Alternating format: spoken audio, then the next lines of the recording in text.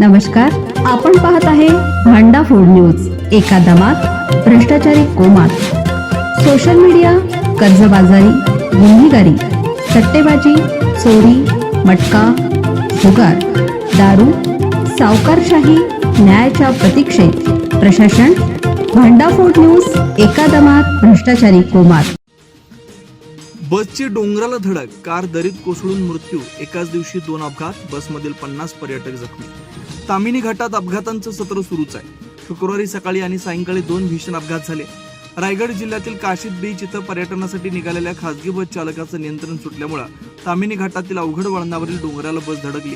सकाळी झालेल्या या अपघातात सुमारे 50 प्रवासी जखमी झाले, तर सायंकाळी कार दरीत कोसळून चालकाचा मृत्यू झाल्याची घटना घडली.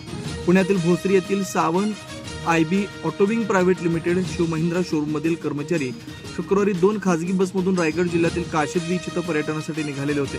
सकाळी 11च्या सुमारास तामिनी घाटातील कोंडेथर गावच्या हद्दीत आल्यानंतर चालकाचं नियंत्रण सुटल्यानं घाटातील अवघड वळणावरी बस डोंगराला धडकली. हा अपघात एवढा भीषण होता की बसची समोरील बाजू पूर्णपणे चक्काचूर झाली. ड्रोनच्या मदतीनं घेतला अपघातग्रस्त कारचा शोध. कार अपघातात चालक बालाजीचा जागेच मृत्यू झाला. अपघातग्रस्त गाडीचा चेंदामेंदा झाला होता.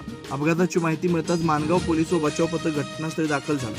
ड्रोनच्या मदतीनं अपघातग्रस्त वाहनांचा शोध घेण्यात आला. नोव्हेंबरमध्ये याच ठिकाणी जीप दरीत कोसळून पुण्यातील 6 तरुणांचा मृत्यू झाला होता. पुन्हा तिथंच अपघात घडला.